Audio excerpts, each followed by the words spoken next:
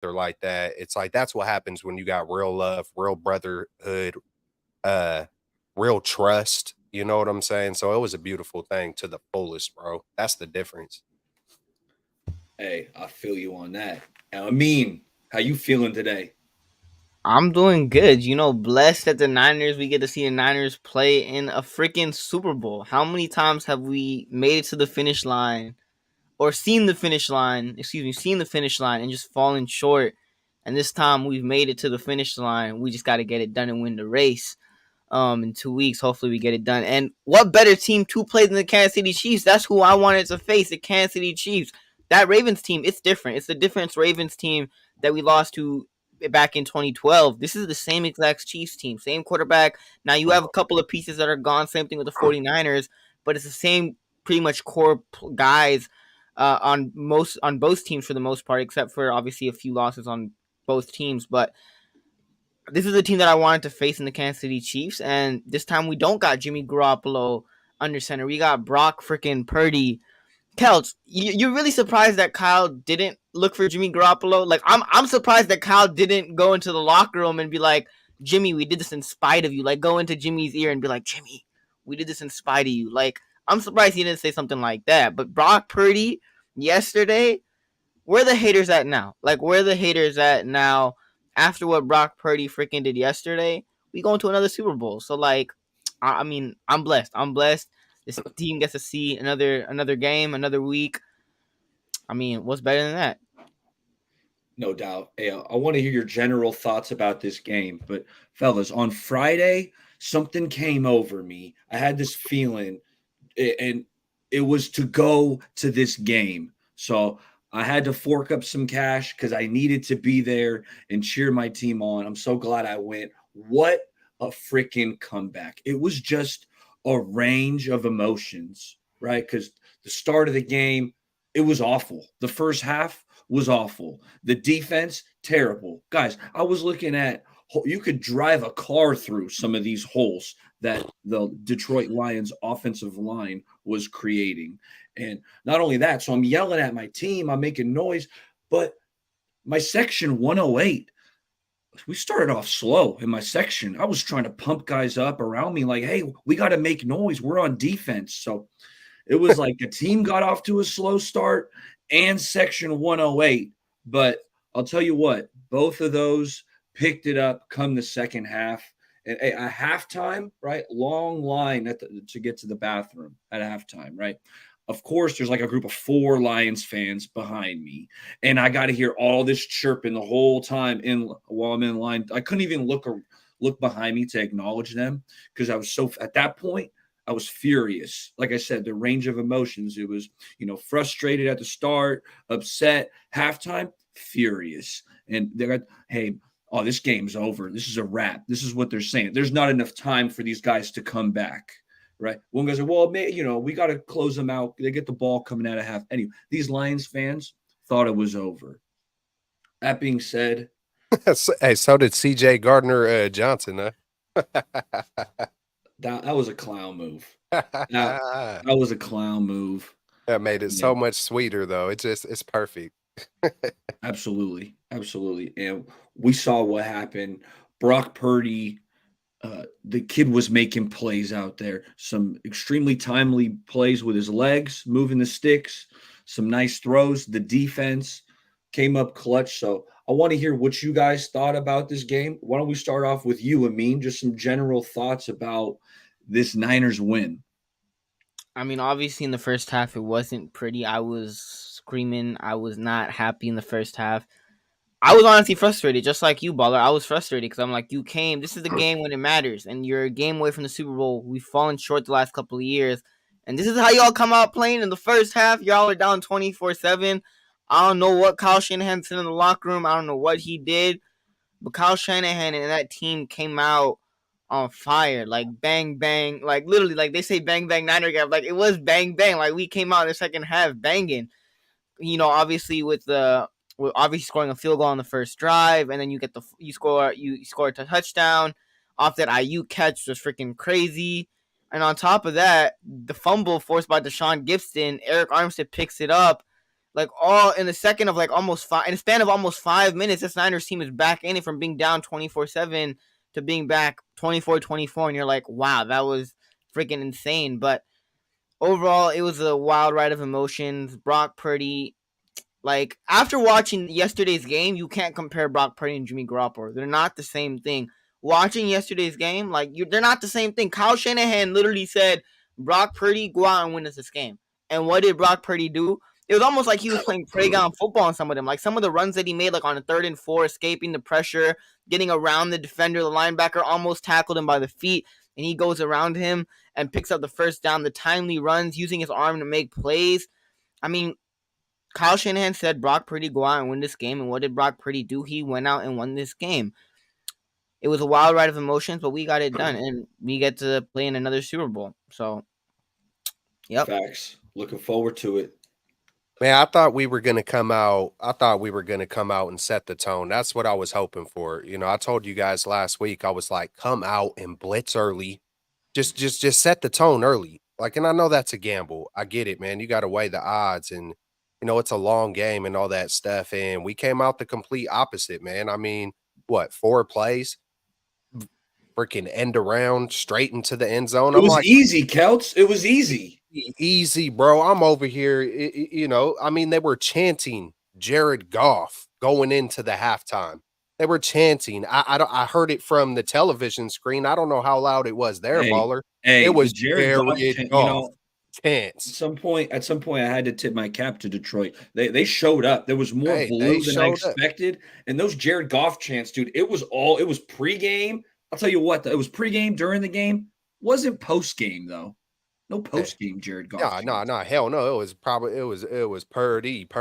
If anything, but hey, man, like you said, I couldn't believe how they was running on us. I couldn't believe it. And then just even 3rd and 18. I don't know if this is all the first half, but 3rd and 12, 3rd and 10, 3rd and 9. I'm just like, dude, this is what we're doing in the NFC Championship game. Like, where is the heart? Where is the fight? Like, Chase Young. I don't care if Chase Young made 4 decent plays, 2 or 3 or 4 of those plays where he is giving. Oh Lord, man. Kels, don't get me started on Chase Young, bro. Bro. Like it's embarrassing, especially the 49er, like the foundation that the 49ers have set. Kyle Shanahan and John Lynch. I want you to run through people. We're going to go 110. That's our, Kyle is conservative, right? But he might be conservative in trying to be as smart as he can, but he gets these guys to go as hard as they can go with the practices. You can hear all the 49ers talk about it. But my thing is like, where the hell is the heart? Where is the will? Like, is this really what we're, putting out here? We're talking all this talk through the whole year. This is our year, and freaking the time is now, and do it for the Bay, and all this stuff. And Steve Young coming out, with these amazing videos and all this stuff. And so I was highly disappointed, bro. It was embarrassing. That's the way I really felt about it. But I still had faith. Regardless, like I still, of course, I'm over there telling my wife, look, this is all we got to do. We make one stop, we get one score, we come out of halftime, we do this, we can really do it. Is it likely? I don't know. It probably not, but we can, and they freaking did it. Like Amin said, they came back and all of a sudden it's 24-24. Hey, we pulled it off, bro. Purdy out there with his legs.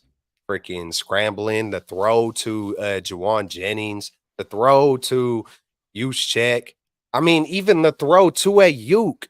People think like that was some kind of luck or yes, was it reminiscent of Lynn Swann back in the day in the 70s versus the Cowboys? Absolutely, it was reminiscent. But if he doesn't get bumped, that ball is probably right on the money. And just the will and just everything of even Purdy taking that shot and just all of it, bro, man. What is up, Jay in the Bay? What's good? What's good? Hey, man. Hey, glad to be on with you guys. Sorry for being tardy, but hey, hell of a game. We were definitely the benefactors of the Detroit Lions having a good old lemon booty. That's for sure. I'm stealing that from Guru from 95.7 the game. But hey, it's sometimes it's great to be lucky in life. And honestly, we made some plays on our end, no doubt, but there were definitely some plays that the Lions want back, several drops, going for it on fourth down when you clearly should have went for a field goal. So, hey, Niners are in the Super Bowl, and what a time to be alive. What a time to be a 49ers fan, man, for sure. Yeah. Well said, Jay. I thought Dan Campbell's aggressiveness definitely came back to bite him a couple times. Hey, you live with the aggression, you die with the aggression. Yeah. Although it was kind of contradictive because before half, he was not aggressive, right? Ball's at the 2-yard line. And I turned to, I'm talking to this random guy next to me, and I'm like, they're going for it. I'm like, this team's been going for it all year. And they bring out the field goal unit. And I thought, interesting. So conservative, maybe with an early decision. And then he was uber aggressive where he could have tacked on a couple field goals. That could have been the difference in the game. Yeah, and Dan Campbell, they had been really aggressive during the regular season. They had been going for it a lot on fourth downs. And there's a saying in the NBA, for all my folks that love the NBA, you live by the 3, you die by the 3. That's what the Warriors did. It don't matter if you up 20, 25 points in the fourth quarter, you still gonna shoot the 3.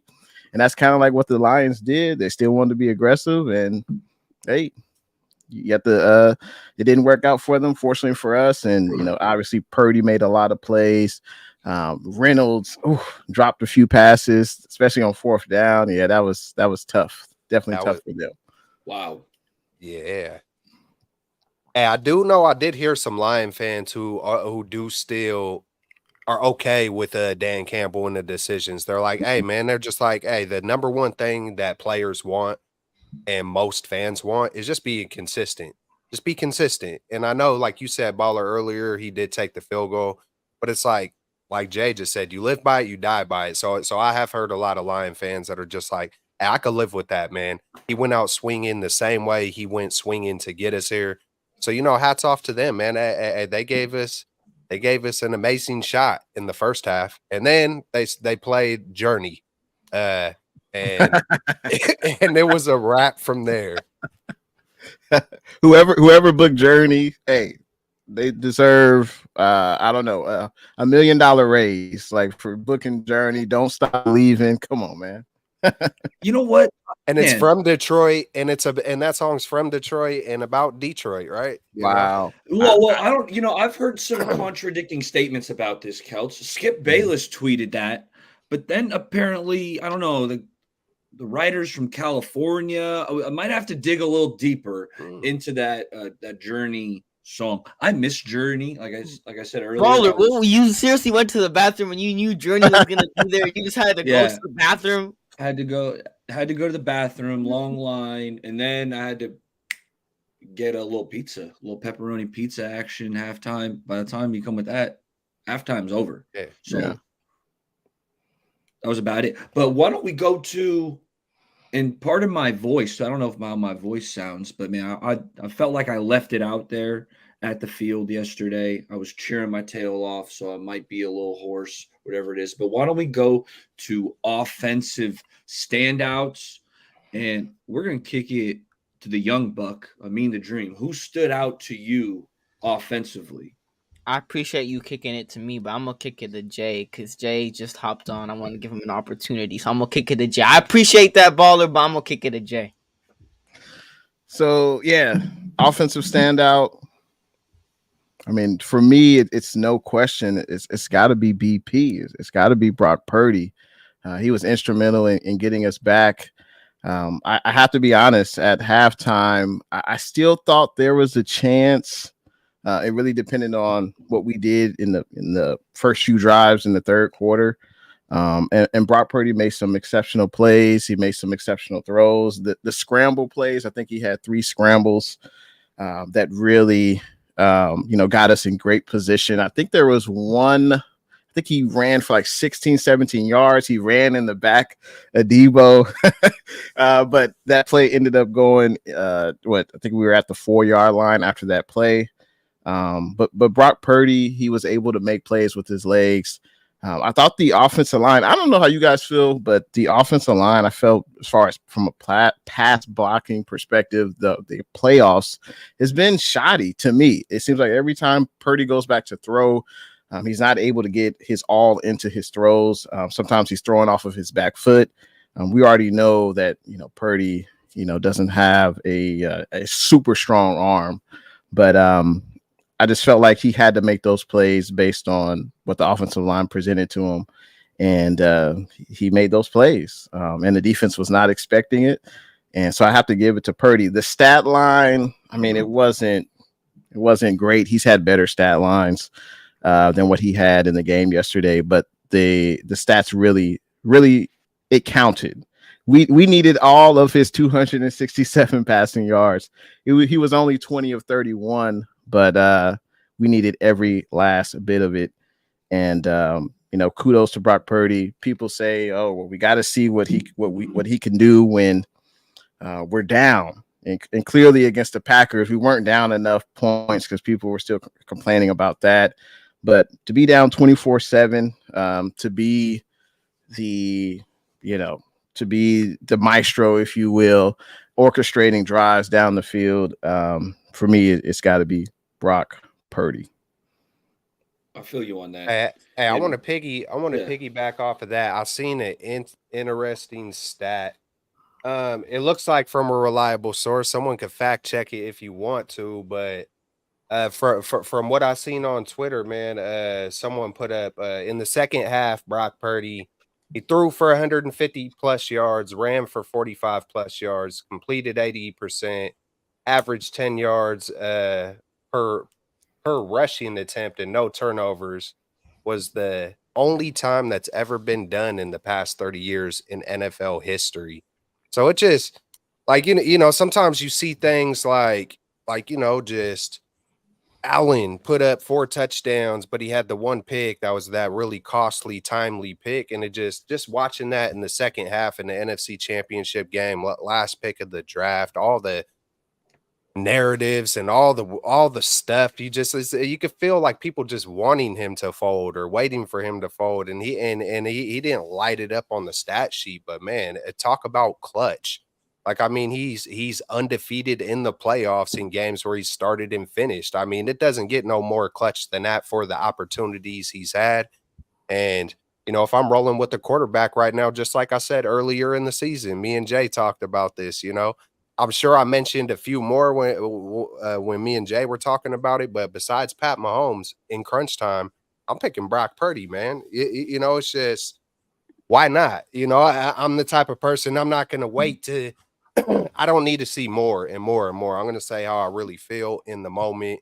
I don't need 3 years or 5 years. If I see it, I'm going to say it when I feel it. And if I'm wrong, I really don't care, man. I'm gonna just be me about it. You feel me? But offensive standouts, I want to say, hey, there's some amazing plays all around the board. I want to go to Ayuk, but just when I do look at the stat sheet, hey, Debo, it feels like he stayed involved the entire game.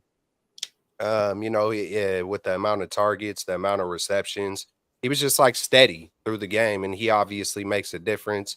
Blue True, what's up? Amazing win. Congratulations, Niner Empire Super Bowl bound. Yes. Appreciate you, Blue True. Yes, we're in it. We're in it, boys. Like, we're in it, fellas. Like, hey, we're in it to win it. Man. Just amazing, man. Yeah, Juice check, man. I could go Purdy all day, but Juice check, for Purdy, how many different game-changing plays did Purdy make? I mean, it feels like he made 3 or 4 game-changing, elusive plays with the arm. He made 3 or 4 elusive, game-changing plays with the leg, with his mind, with his heart, with all of it, all the intangibles that's never really talked about, man. It's like this stuff. I think it was Michael Jordan who said it's 80% mental, man. And I look at it, if it feels like it's trending toward a Steph Curry effect. Before Steph Curry, no one was shooting a lot of threes. Now the whole NBA is shooting threes. Now you got 5-year-olds shooting threes with faith. Like, I can be the next Steph Curry. He ain't the tallest dude. He ain't the biggest, the strongest. I feel like something similar could happen with Brock Purdy. If he wins the Super Bowl, there's gonna be kids across the whole America, bro. Like he ain't that tall, he ain't that fast, he ain't that strong. I could be the next dang Purdy because of faith and hard work. You know what I'm saying? And it's just amazing. But Debo, big props, juice check, Purdy, amazing, man. Just all across the board. Love that, Kelch. I loved how you mentioned Debo because that's who it felt like when I was in the stands.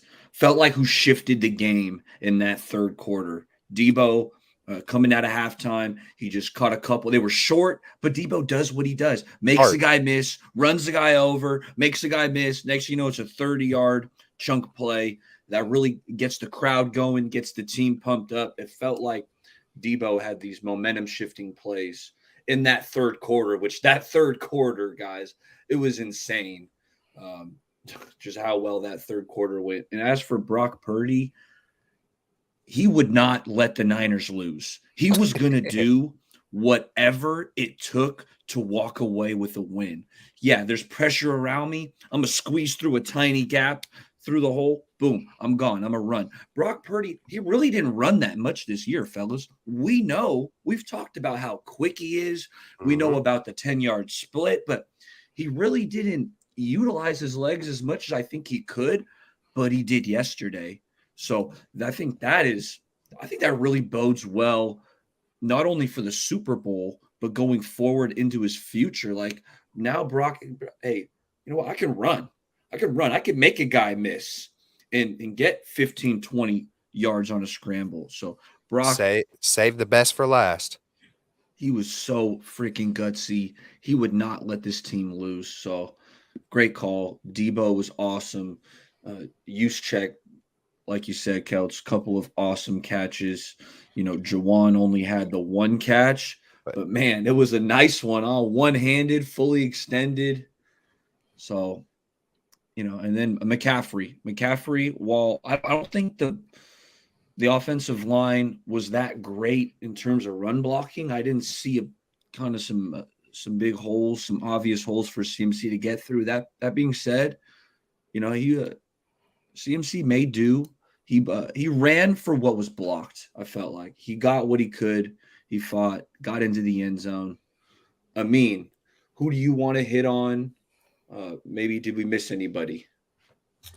I mean, y'all pretty much, covered most of it, pretty much all of it. But I'm gonna touch back on Brock Purdy. Brock Purdy's in his second year, and just think about that for a second. In his second year, Dak Prescott hasn't made the NFC Championship game yet. Lamar Jackson hasn't made it to a Super Bowl yet. Has made it to the NFC Championship game, still hasn't won it yet. There's a bunch of quarterbacks that haven't even made the NFC Championship game, and yet we talk about other quarterbacks, calling them elite quarterbacks and things like that. Brock Purdy in his second year has made it to back-to-back NFC Championship games, and in his one NFC Championship game that he was fully healthy and fully played through, he made the Super Bowl, not to mention being down by 17, and to not be mentally phased coming out of halftime, and to come out and do what he did, made plays using his legs in crucial situations, picking up first downs, extending drives, using his arms to, obviously that pass to Kyle Juszczyk, he made plays when it mattered. And what fans expected from Lamar Jackson yesterday in the AFC Championship game is what Brock Purdy did. He used his legs when he needed to. He made plays. He extended plays by using his legs to escape the pocket, finding guys open downfield. He made plays when it mattered. And everybody was like, Brock Purdy, all last week, Brock Purdy's the weak link of the 49ers. He's the weak link of the 49ers. He's the reason why the 49ers won't win a Super Bowl. Well, season on the line, Brock Purdy didn't fold. He didn't deflate. Brock Purdy elevated. And honestly speaking, if you had another quarterback in there, if you had Sam Darnold or whoever in there, I don't think we're sitting up here talking about the Niners making it to the Super Bowl, because Brock Purdy was that integral in helping us win that game yesterday with the plays that he made when it mattered. So Brock Purdy, this whole narrative of Brock Purdy's the weak link of the 49ers, he's not all that. No, he took care of business. Now, you could say some of it was luck, like the Ayuk pass, but I think they called pass interference on that play, and Ayuk kind of got caught up. But that was on the money also, right? That's what a lot of people are saying. That was on the money. But, he made plays when it matters, and that's what matters at the end of the day. You could, start off the game a little cold, but when the game is on the line, when it matters, if you're going out there and you're hitting your 3-pointers, you're hitting your shots, and you're making big time plays in big situations for your team, that's what matters. I mean, Ayuk, that drive in the third quarter where Ayuk obviously made that phenomenal catch bouncing off the Lions defender, that touchdown throw in between two Lions defenders. Brock Purdy got it in between both of those guys. Ayuk made the catch, but that's a freaking not even just a great throw, but that's a gutsy throw by Brock Purdy. Not a lot of second-year quarterbacks in the NFC Championship game being down are willing to make that throw because that's a risky throw. That could end up, being a turnover or going the other way. Yet Brock Purdy's like, frick that. I'm going to do me. I'm going to play backyard football. I'm going to sling it. I'm going to live with it. And like Michael Jordan said it. Not Michael Jordan. Kobe Bryant said it. He's like, one thing that he said, Babe Ruth had this quote where he's like, I swing big and I miss big. And I'm going to live with that outcome, right? Like, at the end of the day, like Kobe Bryant said, if I game on the line, if I shoot the shot, there's two results at the end of it. Either I make it or I miss it. But if I don't shoot it, then I don't know the result. And Brock Purdy, most of the time, especially yesterday when he needed to, he freaking shot the shot and it ended up working for the 49ers. So credit to Brock Purdy, credit to Ayuk for making that phenomenal catch, credit to Debo being hurt, still finishing as the Niners' leading receiver yesterday. I think he finished with like 8 catches. Hey, he didn't look hurt. He didn't look hurt. 8 catches, 90 yards. He freaking did his thing.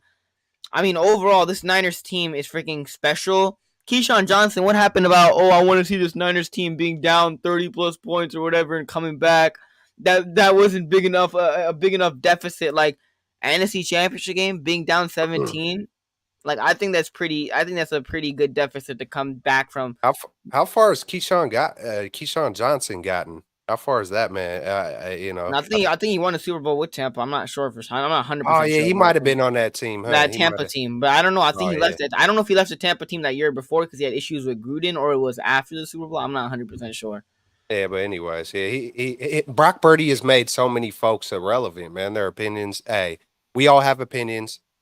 But when you're getting that bold on a national stage like ESPN, he's making a lot of these goofs look irrelevant. You feel me? It's like, who would have thought Mr. Irrelevant is making all these other dudes Mr. Irrelevant? It's ironic. It's hella dope, man. Oh, yes, sir. We got a little Niners fan in the background. Jay, we got a little junior Niners fan in the background. I didn't even I missed it.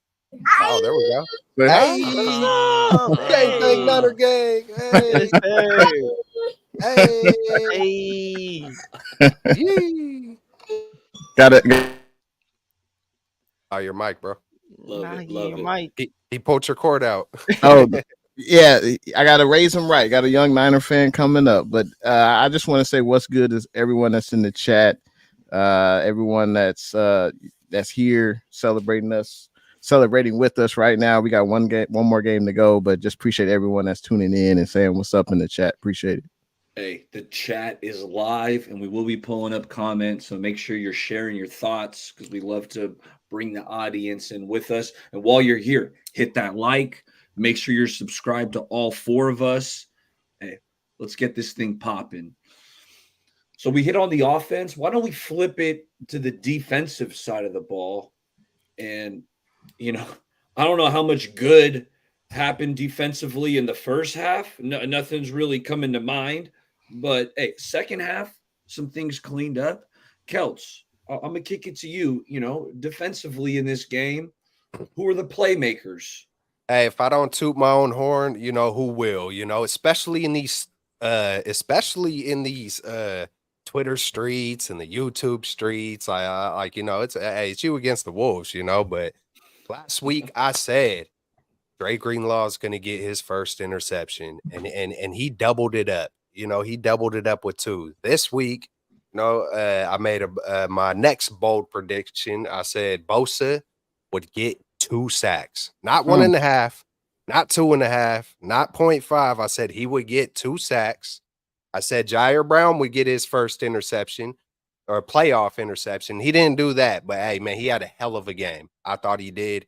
And then I also said there will be multiple Niners that will be smacking CJ Gardner-Johnson, and there might not have been multiple, but I mean, CMC stiff arm, I think accounted for multiple Niners smacking CJ Gardner Johnson. His wave, that was just him smacking himself. So hey man, my predictions came like Jay and the Bay would say, came to fruition. And man, hey, Bosa got back on track, man. Um, yeah, man. Besides that, man, I can't wait for Step Your Game Up so I could get the chase. But hey, anyways, hey, hit it up, Jay. Hey man, this defense was it was hard to watch. I didn't know who that was in the first half. This 49ers defense were, allowing huge chunks of yards in the running game. I think what's his name? The big back. His name is escaping me. David Montgomery. He averaged 6 yards a carry against us. Had the one touchdown. But it's weird. He only finished with 15 carries in the game, which is weird. You would think they would want to. You have a lead. Maybe you should run the ball in the second half, but fortunately they didn't. Obviously,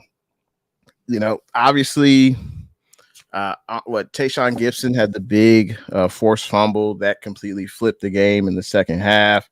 That was a huge, huge momentum shift in the game. I think the Niners had just scored a touchdown. And then the Lions got the ball back. Gibbs, who's a fantastic player, he's got a bright future ahead of him.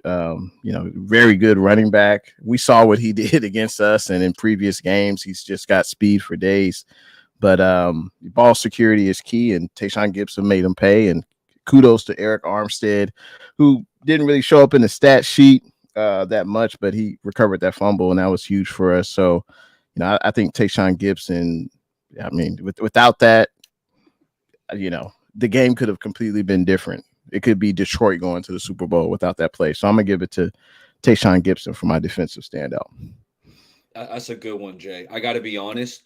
On that play, that was one of the few runs where we finally hit someone at the line of scrimmage or behind. Mm-hmm. So I didn't even see the ball pop out because I just saw us finally make a tackle around the line of scrimmage and limited gain. So I'm celebrating, we stopped the run. I'm trying to, and then they're like, no, ball's loose. And I'm looking at it. So that was awesome. Huge momentum shifting play. Shout out to Tayshaun Gibson. He also had a nice pass breakup on Laporta. Laporta looked like he had caught a ball over the middle, and then Gibson came, popped him, ball comes loose. And I believe that kind of stymied that drive for Detroit. So absolutely good call with Tayshaun Gibson. Who wants to hit the defense up next? It's on you, I mean. Tayshaun Gibson, I mean, that hit on Laporta that you mentioned, Baller, that was a really clean hit. I thought the ref might throw a flag on that one because, the refs sometimes, they be throwing it a little bit sometimes, but that was a freaking phenomenal hit.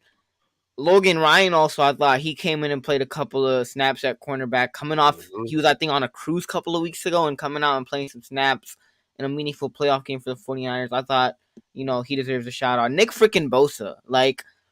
I'm not going to lie. I thought the pressures were great, but I was a little bit hard on you throughout the season because I expected more. But this is when we need you to step up. This is when we're paying you your quarterback money. And what did Nick Bosa do? He came out and he had 2 sacks. He got multiple pressures in there. Nick Bosa freaking did his thing in the biggest game of the season, arguably the biggest game of the season, the NFC Championship game. He went out and he did his thing. Props to Nick Bosa.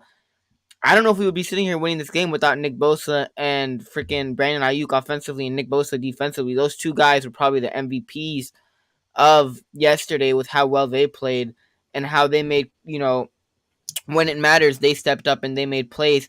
Eric Armstead and Hargrave, it was like a 4th and 3 or something like that. They got pressure, interior pressure, which was huge. Forced Goff on the run. Goff threw it. Amon-Ra either slipped and he kind of underthrew the ball. Turnover. Niners get the ball back. Interior pressure by Hargrave and Eric Armstead, which was huge, even though he didn't show up on the stat sheet that much. Defensively, I mean, first half it was ugly. I was about to go on and tweet fire Steve Wilkes, get this man out of here.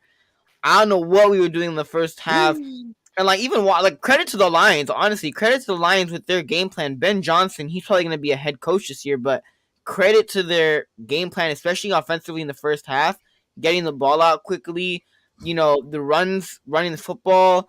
I mean, what they did offensively was freaking phenomenal offensively to watch. And credit to Jared Goff. Jared Goff coming out in this game, I thought he's going to have a couple of interceptions. I thought he was going to fold under pressure. I'm not a huge fan of Jared Goff. I thought he was going to fold a little bit. And Jared Goff came out and he didn't throw a pick. And for the most part, he played a pretty clean game. And he gave receivers opportunities to make plays like Josh Reynolds, couple of third downs, fourth downs. He put it there and you straight up freaking dropped it. Like Jared Goff, I am going to give props to Jared Goff because I didn't think he was going to play a good game yesterday. And he ended up not having an interception and played as good of a game that you could have yesterday. Dan Campbell and his over aggressiveness might have hurt them a little bit, but I respect Dan Campbell for the fact that he's willing to make those risky plays in certain situations, like the Cowboys game that he did. Now, would Kyle Shanahan do that, or would most coaches do that, like for that Cowboys game, or even in the game yesterday, for example? No, but do I respect the fact that he's willing to take those risks? And when most coaches in the league probably would take the safer route, I do respect that because he does have the guts to end up making, calling those risky calls, which most coaches wouldn't do. And that's been Detroit's identity this whole entire year, which is being aggressive, even when necessarily the analytics or, most coaches wouldn't, or the analytics would suggest otherwise. Dan Campbell says, frick the analytics, and most of the time, he is sometimes aggressive. They call fake punts this year multiple times in numerous games this year. So I respect Dan Campbell for being aggressive. I think the Lions have a freaking phenomenal coach in Dan Campbell. But in a way, I would say he kind of gave the Niners the game a little bit because on fourth and 3, 4th and 2, like you're better off kicking a field goal in those instances. No matter how bad your kicker is, like give your kicker an opportunity. And if you didn't trust your kicker that much, you might not want it to have him on the team, especially in the playoffs. But this defense in the first half wasn't great, but props to the defense, Nick Bosa, to come out and make the second wasn't half. Great. The defense was awful. It wasn't great. And honestly speaking, embarrassing. It has to be better, but it has to be better against Patrick Mahomes and the Chiefs. But for what they did in the second half compared to what it was in the first half, there was obviously some improvement coming out in the second half, right? Because if they went out and played like they did in the first half, it would have been ugly. But I don't know why Detroit offensively completely abandoned the run and started being too pass heavy. Hey, but what did they do? What did they do in the second half? Like the major thing I noticed in the second half, like I told y'all last week, hey, come out the gates and just set the tone with a couple of blitzes. Come out the first half. I see Gibson blitzing off the left, Jair blitzing off the right. They were switching it, but back-to-back plays. Got a safety coming from one side on one play, safety coming from the other on another play. I don't know all the other guys who were blitzing, but, those little timely blitzes, I would have to go back and watch it on the 2 sacks that Bosa got. But it wouldn't surprise me if there were blitzes on those plays. You got to. There was on one of them for sure. Yeah. Dre Greenlaw blitzed, and actually Penei Sewell initially was going to block Bosa, but they teach it you want to block the innermost blitzer because Greenlaw had a free rush. So Penei Sewell kind of left Bosa to pick up Greenlaw because he was coming in the C gap. Anyway, you're right. The blitz did create a sack. Sideline Steve was having flashbacks like he was up in the booth on the first half, and then he found himself, he collected himself, and he said, he pulled a little bit of a Dan Campbell and said, "Hey, I got to shoot the shot." Dude, they were dicing. I thought they brought D'Amico back for the second half. I thought they brought D'Amico back for the second half or something like that. I'm like, yo, what's up with the second half? Like the adjustments, like it was better. It was overall a better second half. I thought they brought D'Amico back in the second half for a second. And you mentioned they were even tearing our zone up too, man. It was not just the run game, but Goff was. Shredding us, shredding our zone, man. It was just guys were wide open left and right. Yee. Go ahead, Jay. Hey, you mentioned sideline Steve, and coming into the game, I was thinking, well, okay, how are we going to? And we talked about in last week's show, how are we going to guard Amon-Ra St. Brown? Will Ambry Thomas guard him if Ambry's getting roasted? And kudos to Ambry. I don't think he had a penalty in the game, so hey, shout out to Ambry, but. How would we adjust? And what I wanted to see, obviously, we were getting shredded in the first and second quarter as far as their running game. So I wanted to see, well, will Wilkes bring another man in the box? So Wilkes did, I noticed on several plays, bring where we had like 8, 9 guys in the box to try to slow down the run. I was thinking, well, will we add another defensive lineman? I think we've only done that like one game this year, but maybe against Pacheco and the Chiefs, you might want to add another defensive lineman, or at least start off with 9 guys in the box, because I'm not really. They got Kelsey, they got Rice. Just to I don't make him see. think twice. Yeah. Yeah, I just don't see that many playmakers on the Chiefs side. So I think you got to slow down the run game. But it was good to see Wilkes at least make some adjustments in the first half. They didn't really work, but at least he was trying to switch it up. And then in the second half, the momentum just shifted totally. And the Niners defense was playing, like we expect them to. No doubt. To round it out on the defensive standouts, you guys hit on the guys I wanted to touch on. Nick Bosa, Tayshaun Gibson with the 2 big plays. Fred Warner, I thought, was flying around. I did see him miss maybe a tackle or 2 where it looked like he could have got Gibbs on one. I think it was on that touchdown run. But other than that, I thought Fred Warner was awesome. And, how about Charvarius Ward? I don't really remember him doing too much, but when I did look at Mooney Ward, I don't know if he got targeted. I thought his coverage was so sticky that Goff, or maybe he's got this reputation that he's building as an all-pro now, that quarterbacks might not want to throw at him. That's how good he is. I thought there was some of that. I thought Mooney Ward, when I did glance over at him, at corner, I thought Mooney Ward was sticky. So that rounds out the defensive standouts. But next on the agenda, a Celt's favorite, step your game up. Who went out there, didn't perform up to expectations? Come Super Bowl, they need to step their game up. Jay, you got anyone on this one who Absolutely. And I'll start off with an entire unit. It's the interior of our defensive line. I mean, I didn't really hear much of Javon Hargrave. I think Amid mentioned earlier he had a few pressure, but in the run game, he's nowhere to be found. Eric Armstead, we love you. You're one of the longest tenure 49ers, but where were you yesterday? I know you got the recovered fumble. That's great. But in the run game, they were just getting pushed around. Kinlaw, Givens. I think we need not, I think the effort is there. We just need the production. Like, they need to occupy blocks so that way the linebackers can run free, and that way we can gain tackle and we can not allow the running back to get to the second level. Once the running back gets to the second level and then the offensive linemen are already blocking the linebackers, I mean, that's why you get those big chunk plays. So I think the interior of the defensive line's got to be better. I don't know if you add another defensive lineman, start off the game with 5 defensive linemen, if you bring in 9 guys in the box, whatever you got to do. But it's just got to be better. I mean, Pacheco, we've all seen Pacheco. This guy, I'm a fan of him. Won't be a fan of him in 2 weeks, but I just love the way he runs. He runs hard. He's not shy about contact, and he's going to make some plays on Sunday. And the Niners just have to be prepared. You got to be better. Maybe they can mix it up with some early blitzes, as Kelts mentioned, but we just can't let Pacheco get to like that third level, because he can definitely outrun our secondary. So Hell nah to the nah. Hey man, I'm having visions of watching Gray Greenlaw and Pacheco collide, man, and watch there be a moment like that. Those are 2 guys that ain't gonna back down versus nobody. And man, step your game up. Step your game up. Like Chase Young. Like, where the hell you at, bro? Hey, we brought you on over here.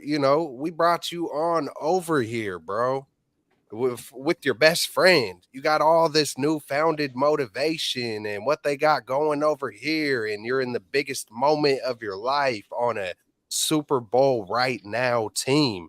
And this is the effort that you put up on the field. I mean, there was at least 2 or 3 times where it's just it was noticeable, y'all. I don't know if y'all seen the clips, but it was just, I mean, he's halfway running to the tackle.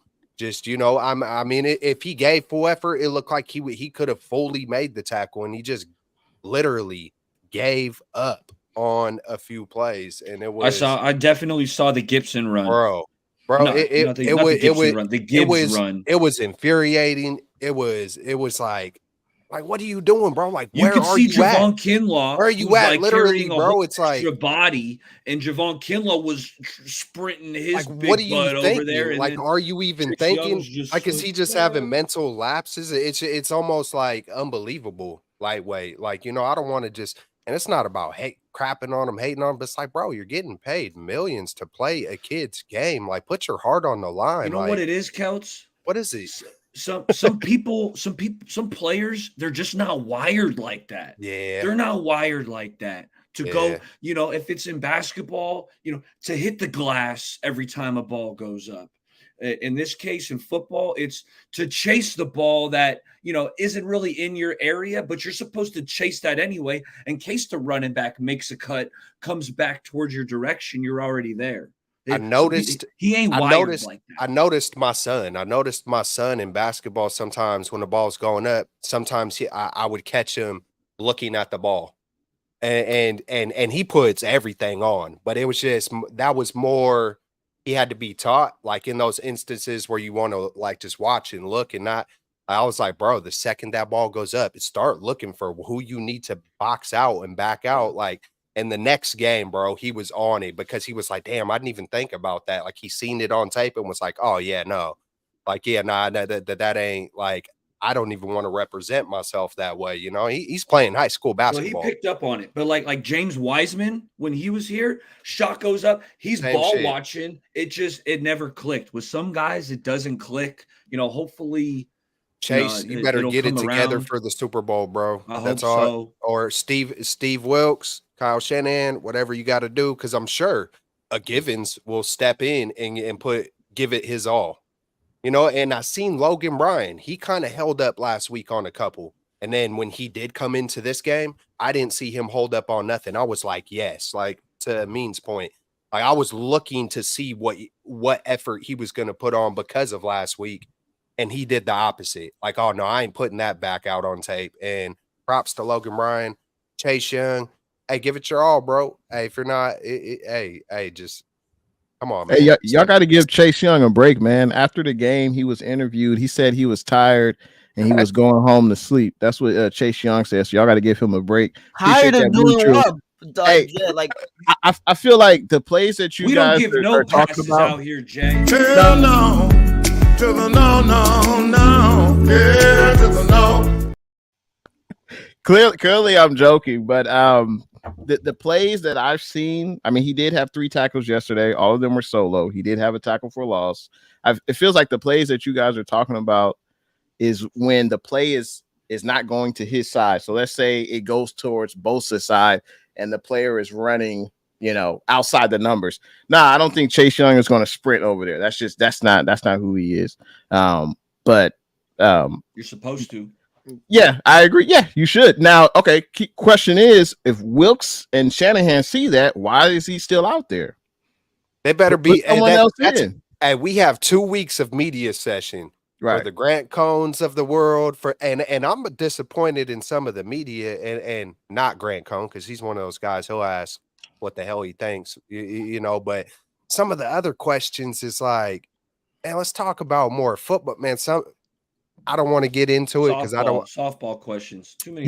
You mean Celts? Are you saying you don't want to know what type of toppings George Kittle likes on his ice cream? You don't want to know that, man? Only on Thanksgiving, man. That's the only exception. On Thanksgiving, it's okay to ask some of those questions, but like, man, let's get into some football. Hey, 49er media, ask the questions. Kyle Shanahan or Steve Wilkes, do you talk like don't keep it lit? Don't ask them, do you notice his lack of effort? Be like, hey, have you talked to Chase Young about his lack of effort? I've seen it on tape. I know that y'all watch the tape, because then that'll even be admitting their fault. Oh, I haven't seen that. Well, then you haven't looked at the tape, Steve Wilkes, all the way through, because us average people, fans, we see it. It's all over. Hey, I know you want to protect your men. You want to protect the room. You want to protect the brand, the logo, your brothers. But Chase Young isn't protecting, he isn't doing his job. and you at the very minimum got to give full effort. Period. You're making millions, man. Come on. That's one thing. No, Kels, like that's one thing that you have control over. Like I remember, like when I play basketball also, like, and like that's one thing that my uncles and like my parents be telling me. They're like, you can't control if you're gonna make all your shots, or if what other players are gonna do on your team. But the one thing that you have control over is the effort, the amount of effort that you put into it, how much effort that you put into it, how badly that you want to win a game, and most of that comes from the effort that you put out on the court or on the field. Chase Young just doesn't. He's just not putting it yet. Like and it's not even just yesterday. It's been for the last couple of weeks. We've been sitting there. We're like, do y'all think Chase Young isn't trying? Because that's what it looks like. And I'm sorry, and this might be a hot take, but I don't want Chase Young back next year. Even if I get him on a 1 year, $6 million deal or whatever the case might be, team friendly deal. Because if I'm a young guy seeing that, and if I'm a young guy on the 49ers seeing that, what does that tell you? Like, as a young guy on the 49ers, and you see Chase Young doing that, two things that would, at least if I was a young guy on the 49ers, that would tell me that if you're a talented player, quote unquote talented player like Chase Young, you don't necessarily have to give full effort and you could still be on that football field. But like seeing that's just a bad example for the rest of the guys, for the young guys in the locker room, and not even for the young guys, but for your teammates also, that you're letting them down because they're fighting. They want this. I know Fred Warner is giving his 10,000% out there on every play, every tackle, every snap. I know he's giving his all out there. I know Nick Bosa and those guys are giving it their all out there. And Chase Young, on the other hand, literally Jahmyr Gibbs went right by him and his arm went it's like almost like basketball. Like, when like someone like gets right back by you with like a crossover, instead of trying to snatch your ball or trying to get in front of him, you just let him go by you and move, like put your hand out to see if you try to steal the ball, but you're not really moving your body. Like, it's one of those situations. I'm like, Chase, like, you're there and you got to put at least a little bit more effort. That's one thing that you have control over, is your effort. And the lack of effort from Chase Young, not only this week, but the last couple of weeks. And this is the freaking playoffs. Like, this is the freaking playoffs. This is when we need your max effort. I don't know if I want him starting in the Super Bowl. Honestly, I don't know if I want him starting in the Super Bowl, because I know I could say this confidently. I know a guy like Robert Beal Jr. will give me his 110% going out there in the Super Bowl, and he will hustle on every play, where I can't guarantee that with Chase Young. No matter how talented Chase Young is, no matter how much more experienced Chase Young is, I can't rely on Chase Young to go out there and give me his 100%, and that's a problem. I don't ever see Randy Gregory slacking on his macking, so I mean, get someone else in there. Like, if you're not giving your 100%, get someone else in there. Like, I like, you can't have that, especially, and like in the regular season, it's whatever, right? Like, as much as we don't like it, but it was the freaking NFC Championship game, dude. You were already down at home, and you were down, and that's the effort that we get from you. Another thing is Chase doesn't even play 100% of the snaps, so there's no excuse there. There's no excuse. But from a coaching perspective, either you coach it or you allow it. So clearly they're allowing Chase to play like this. So I say it's not even Chase's fault right now. It's the coach's fault. You need to sit him down, put someone else in there. But I doubt that'll happen. I don't think they're going to bring up Bill and bench for the Super Bowl. Or even Gregory. But like, regardless, you can't have him out there doing that in the Super Bowl. Like, if you're doing that in the NFC Championship game, what that tells me is that, seriously speaking, it's not that Chase Young isn't wired that way. I personally think it's Chase Young just doesn't care. Like, if the play is going to him, cool. If the play is on his side, cool. But like, even watching Chase Young on his pass rush moves, that reminds me of Jimmy. It's this like power rush that he does. And if it doesn't work and he kind of gets stumped a little bit, I don't see him trying to push even more and trying to create more pressure. Even if the ball's in the quarterback's hand, if he doesn't get it on the initial power rush or bull rush, he kind of stops. And it's like, and I'm like watching it, I'm like that's not, it's like whatever. And I'm like, Chase Young, watching that, it's not that you're not wired that way. It's just that you don't care. And that was the reports coming out of Washington when we traded for him. And even when we traded for him, people were like, you guys traded a third round for Chase Young, and the Bears traded a second for Montez Sweat, but Chase Young is better. Well, then you'd have to pay Montez Sweat. I'm not saying bring in Montez Sweat, because I know you would have to pay him. But I'm saying is that, like, the people were like, "Oh, isn't Chase Young better than Montez Sweat?" Regardless, contracts aside, no, he isn't. Montez Sweat is better than Chase Young. Look at the numbers of what he did with the Bears. Obviously, I'm not saying bring in a Montez Sweat because of the contract. I don't think the Niners would have done that. But Chase Young, is he really been that much of a difference maker? I can't really say that confidently. I think Randy Gregory and some of the other guys have pretty much had the same impact. Now, does Chase Young make certain plays because he is talented? Yeah, he does. I expect him to, but Chase Young, the lack of effort is honestly concerning. And if you pull that crap in the Super Bowl, I don't care if Kyle Shanahan or Chris Kosaric or Steve Wilkes doesn't bench him. I will be livid. I will be livid because I expect more from you. The team expects more from you. Forget about us. I know Chase Young doesn't care about us, but your teammates expect more from you because your teammates relying on you, right? And as long as everybody's doing their job, if one person isn't doing their job and you're lacking and you don't even care that you're lacking, that's a problem. That's a major problem because your teammates hold you accountable and you yourself should hold yourself accountable. And if you're not doing that and you don't care, that's a problem. Yeah, we shouldn't be talking about this after an NFC Championship game. There should not be one thing about effort. Like, Yeah. I'm gonna move off the Chase Young topic, but I think he picked up some bad habits in Washington. And that being said, I'm not blaming the coaching staff. I guarantee you they're pointing this out on film. Whether he was tired, that's not an excuse. But I don't know who I'm putting out there. Like, I feel like I agree with the coaches. I'm probably still rolling out Chase Young, hoping he's going to turn it around, as opposed to, a rookie Robert Beal or, it's like Randy Gregory's already playing. I mean, Gregory's already playing. What are you going to play? Gregory and Bosa 100% of the snaps? Yeah, You can't. You're right. You can't do it. So you got to work in some guys.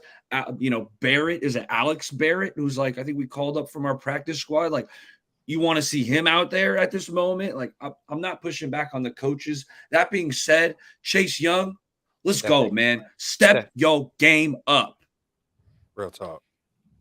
I did want to talk about because one thing I was all right. Like, sorry, Kels. I've had the super chat up here. I gotta acknowledge HR with the $10. HR, appreciate it. Thanks for stopping by. He said, "What is the right way to smoke on that Chiefs pack?" I'm thinking peace pipe. You know what, HR? When in doubt, throw it in the backwood. Throw it in the backwood. Hey, appreciate you stopping by. Without a backwood, it ain't all that good. Straight up. That's very Vallejo of you, Kels. That was so Vallejo of you right there. Without a back. Okay. But I like Jay in the Bay reminds me of, I got to give respect to the opposition when it comes to our defensive line, because I was throwing fits over here on the couch. Man, they are imposing their will. Look, Kyle Shanahan. Look what it looks like when you invest in your offensive line. I started doing research mid-game. Man, what are the draft picks on the offensive line for the Lions? So I learned they got 3 first-round draft picks. They got pick number 7 in Penne, pick number 7. One of the other dudes picked number 16 in the first round. Other dude picked number 20 in the first round. The other 2 guys were 3rd-round picks. And I'm just like, okay, well, shit, no wonder why. I don't know the Detroit Lions offensive line, but I do now. They're all, they put a lot of investment on that side. We put a lot of investment on our side. And their guys are better than our guys right now. Hey, man, we still won the game. They picked it up at the end. Timely blitzes. It's a water under the bridge, as some like to say, but hey, man, we got to give respect to the offensive. Hey, the Detroit Lions might have the best offensive line in the game right now. And then Amin made me think when he was talking about something. Bosa being the major reason and Ayuk being the major reason. As you were saying that, you were talking about Goff, and I was like, man, that feels like the biggest reason. What Goff is able to do when he hits that back foot and it's not there, it's like Goff don't know what to do. It's reminiscent of Jimmy G.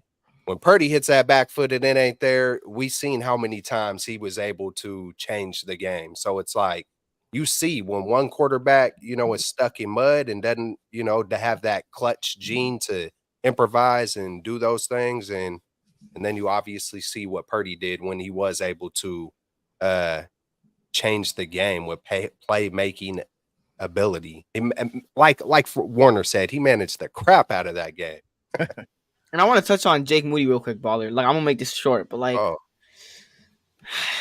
I'm nervous going into the Super Bowl, man. Like, Jake Moody, if hypothetically speaking, if it was a closer game, which it was a close game all the way throughout yesterday, that Jake Moody field goal when we were 17-24, it would have been a 20-24 game, right? And obviously that fumble helped, but Jake Moody, you gotta hit your field goals, man. Like, you gotta hit your field goals. And the Lions are a different story, but if you go out and the Niners aren't converting touchdowns and Jake Moody's missing field goals, if the Chiefs go up like that, or they have some sort of a lead, a 10-point lead or something like that, and Jake Moody is missing field goals, if it's like like hypothetically, right? If the Chiefs go on, they score a touchdown, the Niners go down, and they get into field goal range, and Jake Moody misses a field goal, and you give the Chiefs the ball back. I don't like those situations because the Chiefs can capitalize on those. Patrick Mahomes and Andy Reid, like, they've done it before. Those two guys freaking work magic. Jake Moody, you gotta hit your freaking field goals. You just have to. You have one job. Go out there and make a kick. You don't get tackled. You're not in on every play. Your body is not going through a bunch of crap like the regular guys getting hit all the time. You got to make your kicks, please, for the love of God. In the Super Bowl, go out there all week. I don't care if you're out there for hours.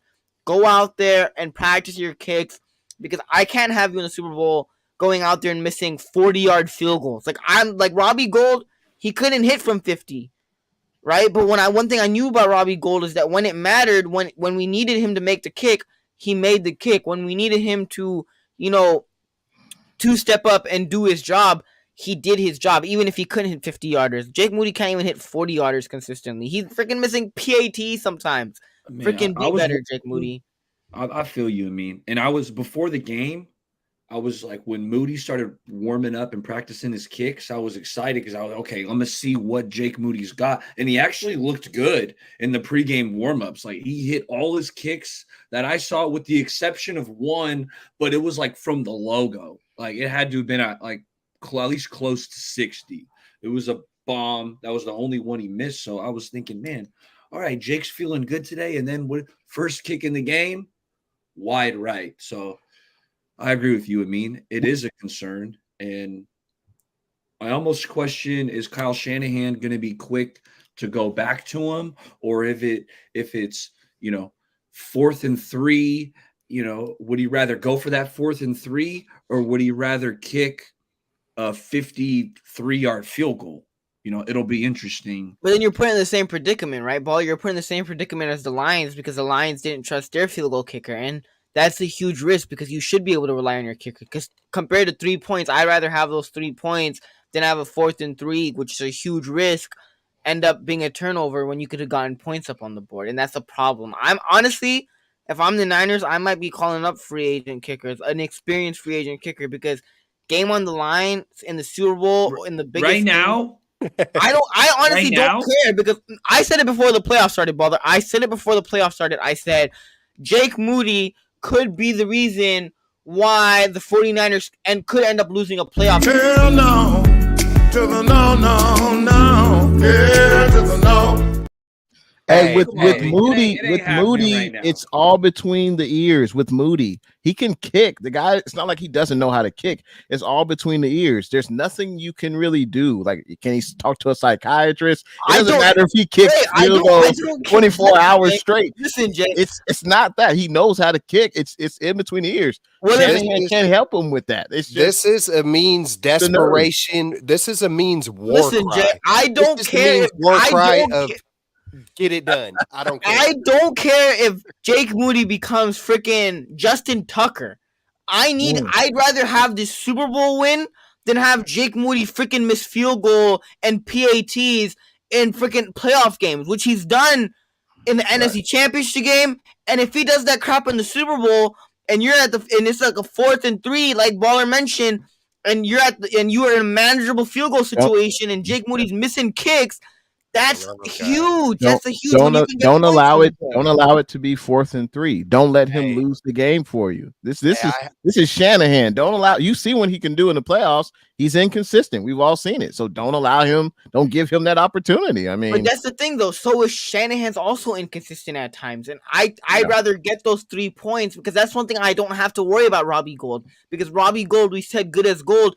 I'd rather have that. I think Robbie Gould, in most part, I would say, is more consistent in the playoffs than Kyle Shanahan's decision making for the most part in the playoffs. And I'd rather have Kyle Shanahan make that easy decision where I'm going to send my field goal unit out to make a field goal. Let's get points on the board instead of Kyle Shanahan calling some being overthinking and calling something where you're like, what are you doing on a 4th and 3? And it's a turnover because Kyle Shanahan does that. He overthinks. We've seen it time and time again where he overthinks in the playoffs. I really don't need Jake Moody missing field goals or even PATs for that matter in the Super Bowl. Moody is a pro. He's got to do his job if he gets called up. If his number gets called, he's got to do his job.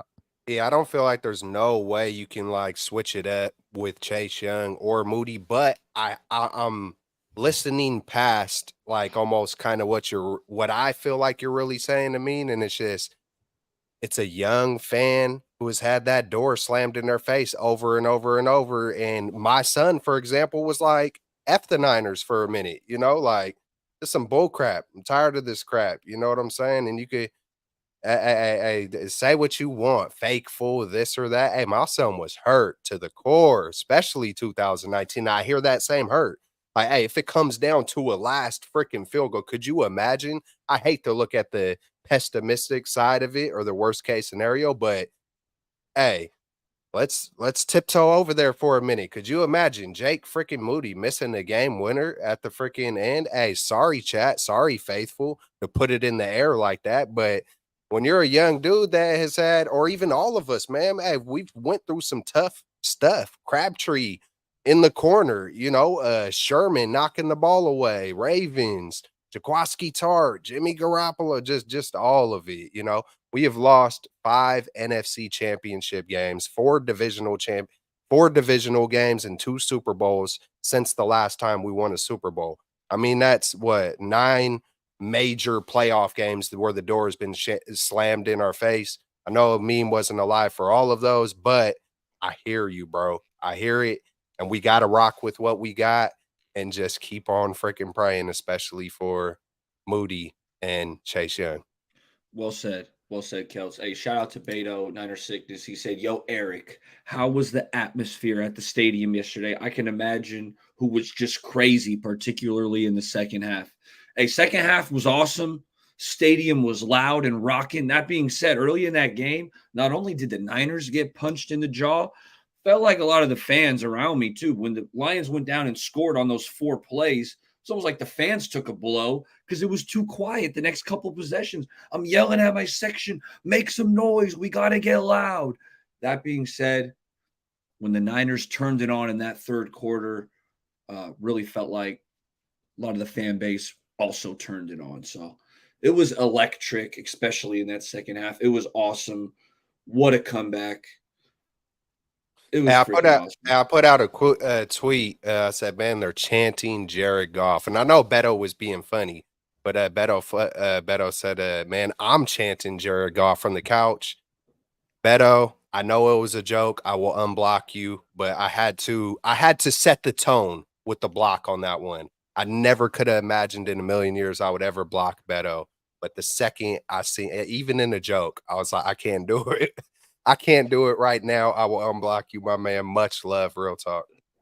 You know what was funny? When the Niners were up 10 in that fourth quarter, another Jared Goff chant broke out. And it's like, at this point, Niners have already swung the momentum, right? We're feeling pumped up. We can kind of feel a victory. A Jared Goff chant broke out.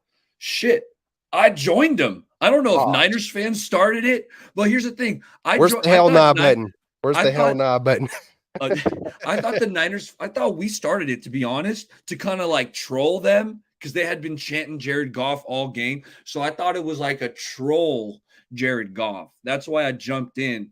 And Makes sense. it was like the Jared Goff chant at this point is like A joke. Jared Goff got you in this predicament right now, down 10 in the fourth. So yeah, Jared Goff. Hey, you know what? Props to him though. When I just do look back on him taking the Rams to a Super Bowl and him getting back, because there's not too many people, there's not too many quarterbacks in the league right now who have even been to two championship games. I think what Burrow, Stafford, Stafford, Burrow, Mahomes, Purdy, and Goff maybe. Hey, you know what I want to do? Luis said, "What's up from American Canyon?" Oh And the yeah, chat is live. Everyone, if you want to type in where you from, shout it out. We're where all you from the from? Bay. I'm from South City, but I'm out in Walnut Creek now. So everyone, throw that in there. We'll pull it up. Thanks for tuning in. The And VALLEJO. Yee. You know what it is. Say it backwards, baby. that's right. That's right. Hey, next up, I wanted to get into some early Super Bowl thoughts. You know, hey, Patrick Mahomes, Brock Purdy, we can't ask for anything else, man. For Brock to get the recognition that we all give him the rep that he deserves, right? We know Brock is really freaking good, but like from the rest of the media, you go out and you beat Patrick Mahomes, who's known as the best quarterback over the last decade, future Hall of Famer. He's already amongst one of the best quarterbacks of all time. Correct me if I'm wrong, but that's the way. I mean, Oh honestly, yeah, I yeah. think Drew Patrick Mahomes is really freaking good.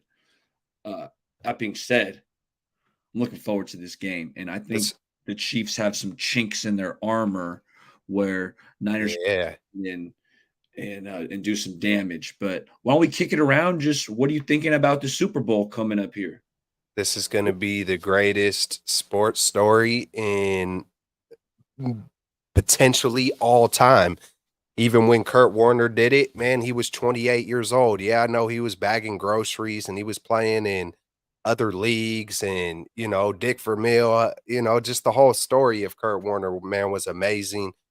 But this has the potential to be one of the greatest stories, and not only stories, because I think sometimes when it's like a story, it's like it's a one-time thing or something. But nah, man, if it's God's will for him to stay healthy and him, Purdy Purdy has just the heart and the mind that you can't teach that stuff. You can't teach, a 300-pounder smacking you right in the mouth and you still let it go and you still put it right on the money. And we've seen Purdy, the toughness, man, the busted lip. And this isn't just a one-time thing in the championship game.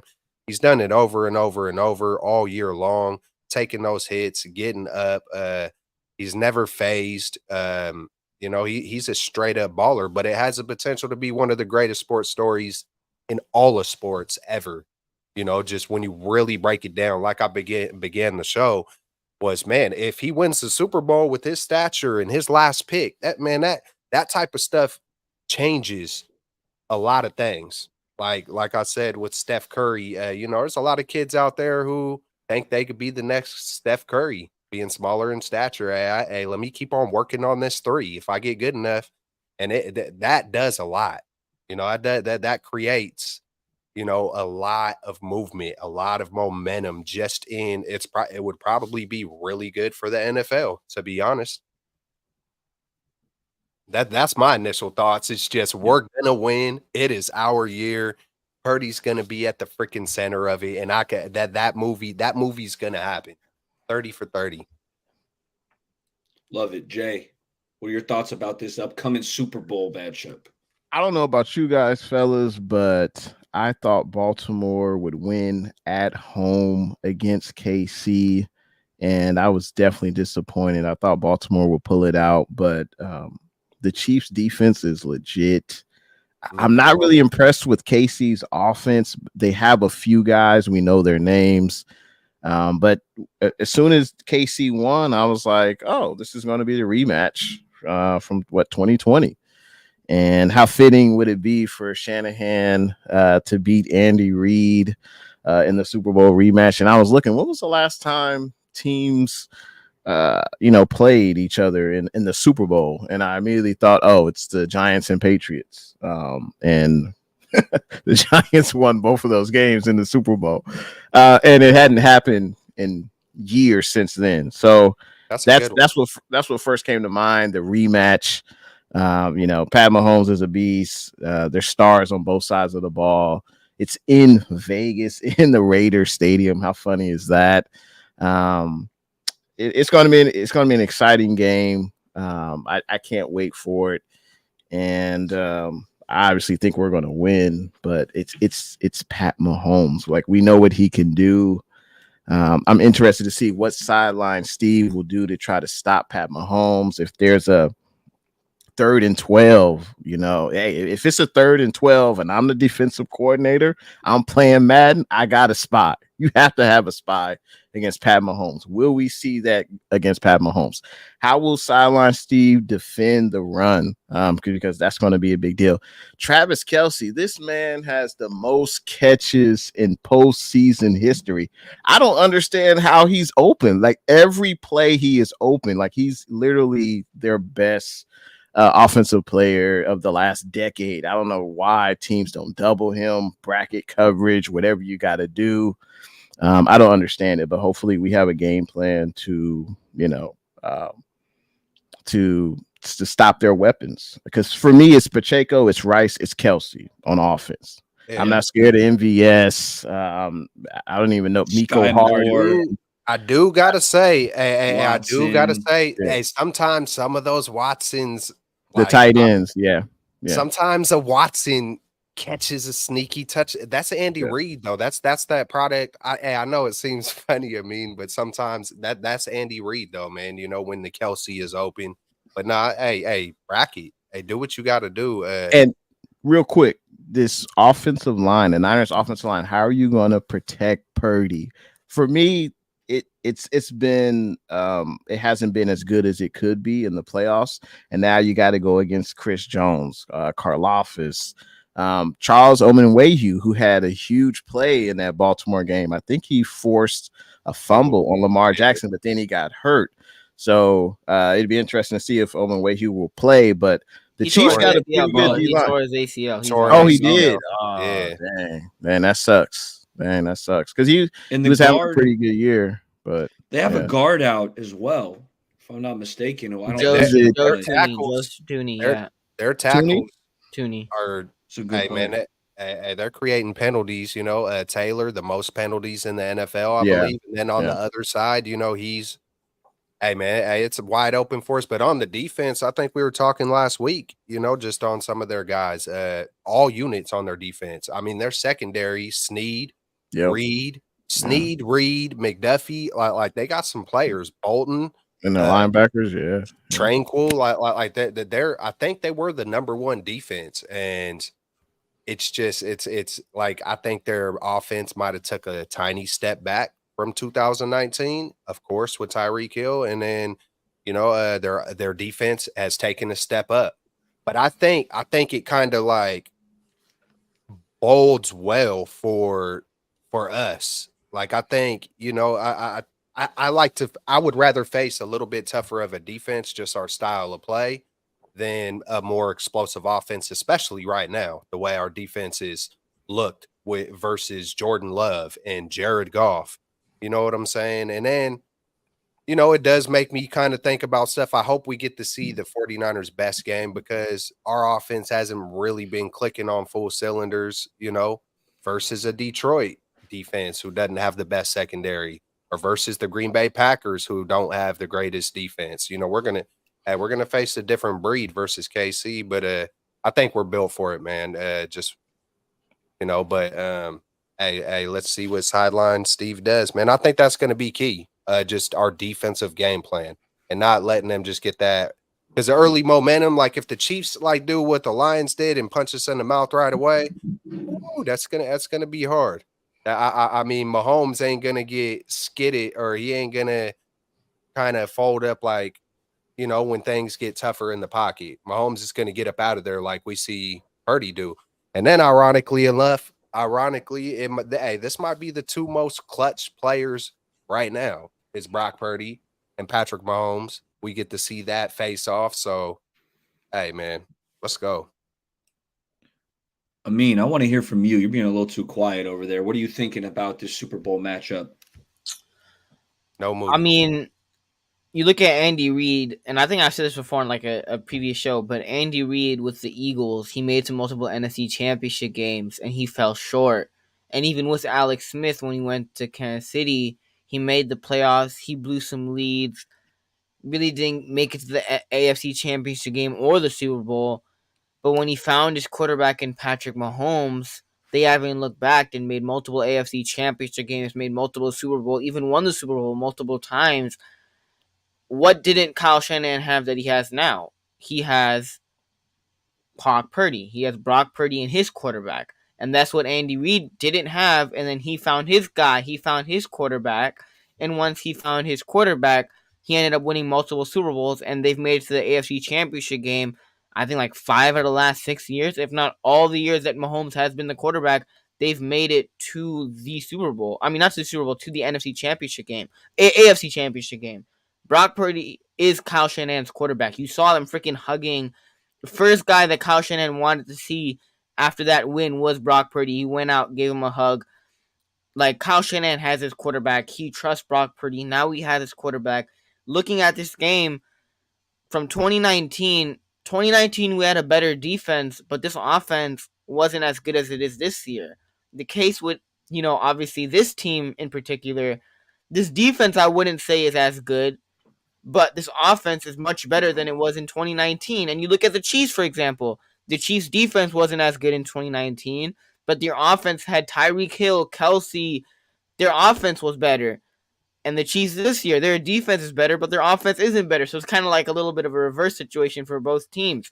But the 49ers, I mean, a couple of keys in this game. Get pressure after Mahomes. I don't think you need to blitz Mahomes, but I think these 4 guys on the D-line, Armstead, Hargrave, Bosa, Chase Young, you got to get pressure after Mahomes. You can't let Mahomes sit back up there and torch you, because he will torch you if you let him sit back up That's there. how the Bucks got it done. And that's how the Bucks got Mahomes. That's literally my point. That's how the Bucks got Mahomes. On him. Yeah, you go and get Patrick, and like, there's no excuses. Defensive line, like, they don't have a couple of guards. They have injuries in the offensive line. Hey, the Bucks blitzed the crap out of them, though, didn't they? I mean, the Bucks did blitz the crap out. I think it was a combo. Yeah, it was a combo. It was a combo, but also heat. Yeah, but you got to bring some pressure after Mahomes, regardless of if that's through blitz or the 4 guys on the defensive line. You got to make Mahomes uncomfortable, and that's what the Tampa Bay Buccaneers did, and it was ugly compared to that Bucks team. Like, they don't got Tyreek Hill. They have Marquez Valdez, Scantling, Sky Moore.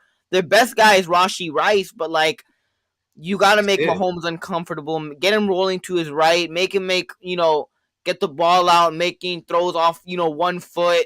Like, off his back foot, like, make him uncomfortable, get pressure after him. Bosa, Chase Young. If there's one time where Niners fans will forgive you for your playoff inconsistencies and lack of effort, is in the Super Bowl. If you go out there and you go and ball out in the Super Bowl, all is forgiven. All is forgiven, my friend. Go out and ball out in the Super Bowl, and then if you want to go and get out of here and go to another team and get your bag, that's cool with me. Just, like, get it done in the Super Bowl.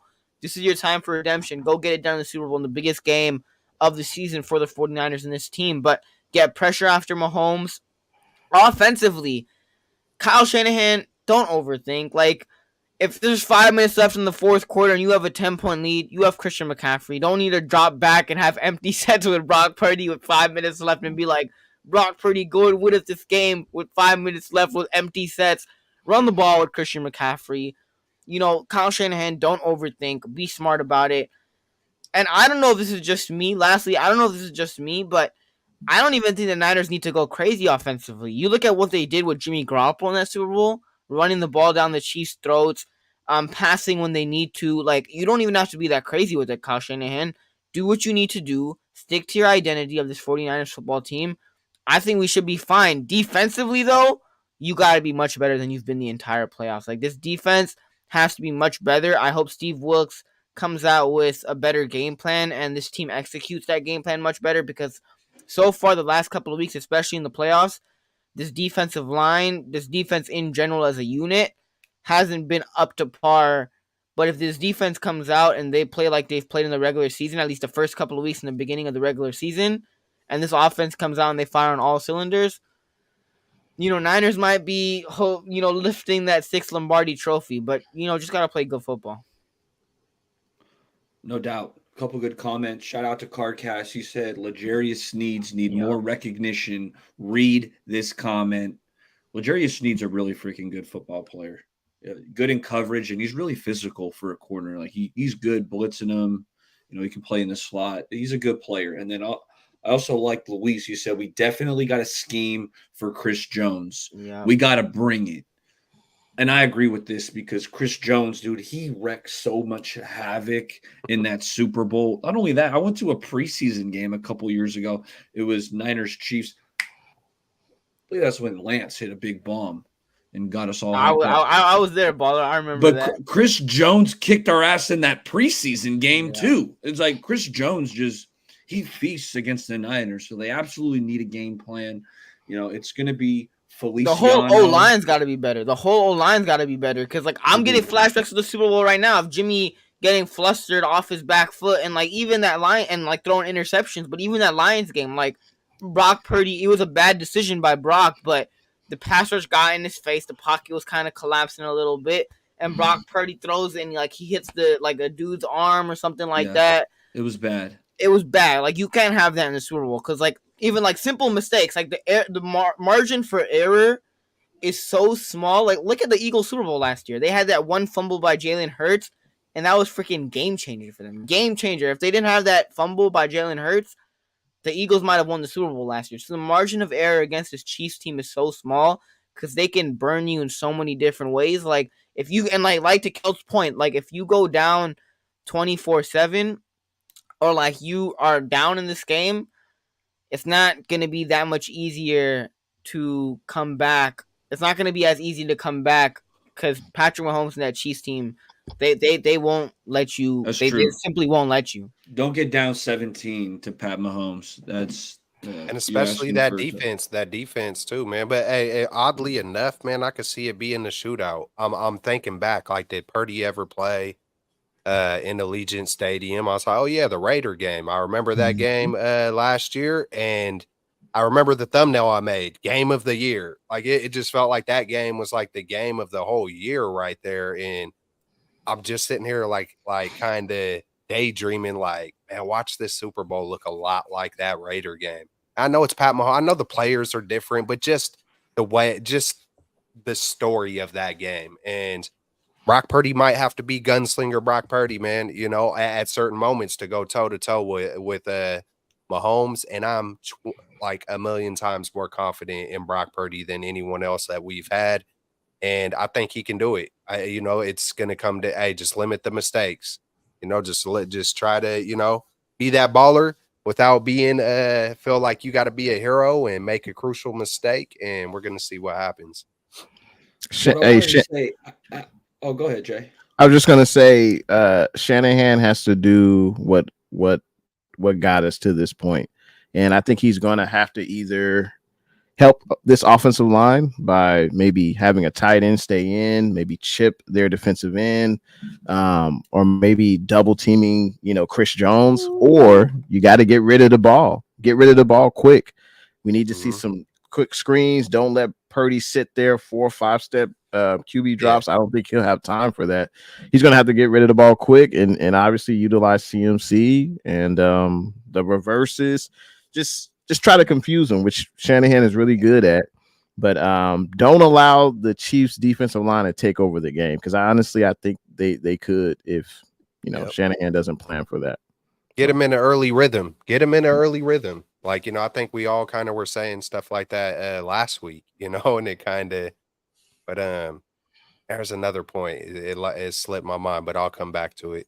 Oh, Kittle. I did want to just mention Kittle because you're talking about, maybe someone to come in and chip. How about Kittle pancaking Hutchinson? And that was a good play. It doesn't come up on the stat sheet, but I think we also did that on the reverse. I think we pancaked Laporta too on the flip side.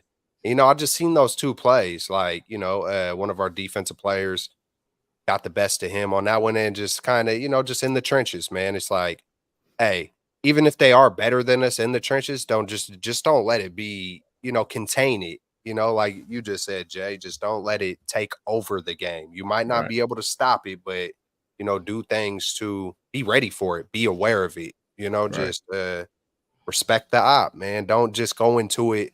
Well, this is our system and this is what we are going to do. You got to know that that opponent is a little bit different than what you might want to do. So hopefully we come through full throttle, no lack of anything. You know, I have the appropriate respect for the Chiefs. Like these are the defending champs. This is Patrick Mahomes. That being said, this is our year, fellas, and I think the Chiefs they got Oh, they got some weaknesses. No one on that offense. Kelsey, future Hall of Famer, he's not moving at the same speed he once was. Their best wide receiver is a rookie. They got the left guard's going to be out. Charles Omenu, who had been playing well towards ACL. Like, this is the Niners' time to win this Super Bowl because I'll tell you what, next year, I'm banking this offseason, the Chiefs are going to go get Patrick Mahomes a weapon, like a really good one. So it's like, now's the time to go get him before they get that guy because I think it's going to be a little tougher if they get a premier weapon to pair with Pat Mahomes. Isaiah Pacheco, he's a good running back. I know it's Keltz's boy. Keltz's been hyping up Pacheco all year. he ain't I've no had him on Gibbs though. fantasy. He ain't no. Hey, Gibbs, or Aaron Jones. I think the way Aaron Jones had been running the ball, I think he has a little more juice than Pacheco. That being said, Pacheco's no slouch. So this run defense does need to lock in. They got a couple weeks to try to figure this thing out, how to set the edge, how to close up some of these gaps on the interior where we saw Montgomery just, carving up this defense. Being said, fellas, this is the time. This is the Niners' year. And let's go out, lock in, get this Super Bowl victory because we're hungry. And I had to remind at the game yesterday, before the game, I was watching the end of Ravens Chiefs, and I was talking with OG, and he was like, it almost sounded like he was content with the Super Bowls that the Niners had previously. We were just talking. He's like, we got to celebrate some good times though, right? And I was like, no, dude. I was 4 years old last time they won. Like, my generation is hungry. We're starving for a Super Bowl. So I had to remind him of that. And he got it. He's like, you're right. We got to get this done. damn That being right. said, it's time, fellas. Hey, closing thoughts. Let's kick it around. Hey, appreciate everyone in the chat. The chat was live. We'll pull up some comments before we get out of here, but why don't we kick it around and then we'll wrap it up. Hey, I'll just hit up on Pacheco real quick. I think the 49ers struggle with faster backs, but we have seen guys even like Joe Mixon, come to Levi's and not be afraid of Drake Greenlaw and truck Drake Greenlaw. I don't know if y'all remember that little clip, but like I was like, oh damn, like and whenever teams it feels like the teams that catch us off guard that are like surprisingly physical, like, oh shit, like we ain't the big bad bully in these moments. I think that kind of catches the Niners off guard, but y'all know I love Pacheco, but in this game, man, yeah, I can't wait to see him and Drake Greenlaw meet head up because I think it's coming. I think it's coming, and hopefully we get the best of that situation. Props to everybody in the chats. Niner faithful, we're going to the freaking Super Bowl. Like, I don't want to blow your ears off, but man, we are there, man. We have done everything we possibly could have to this moment to get where we at, and it's beautiful. Man, I was crying after the game. I wasn't sobbing, but hey, someone was cutting some onions, man. Just I don't know, man. That NFC Championship game was a little bit different. I think because you could when y'all have heard me talk a lot about being lukewarm or leader of men and heart and everything that Brock is and the level I see Shanahan leveling up and you could just see that love, man. You could see that it's just a beautiful thing, bro. And it's just that's all I really got to say. Y'all know where I'm at. Celtic Chronicles. Much love to all the faithful, even the haters, man. Love to y'all. Like much love, man. Y'all help fuel this. So like keep it strong, keep it going.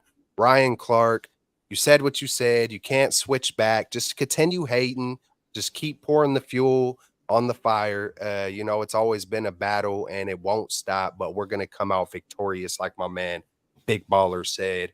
With this year, this is our year. Like Brandon Ayuk said in the beginning of the year, it's takeoff season. And then just a few days ago, he said, the time is now. Do it for the Bay. Do it for the Bay. Hey, I echo your sentiments. Huge shout out to everyone that tuned into the show tonight, whatever channel you're watching. We appreciate the support. But yeah, it is our year. Can't wait for the game. We just got to do what we do that got us here to this point, and I think we'll be just fine. Can't wait for the game. Straight out of Bay. Let's get it. Let's get it, baby.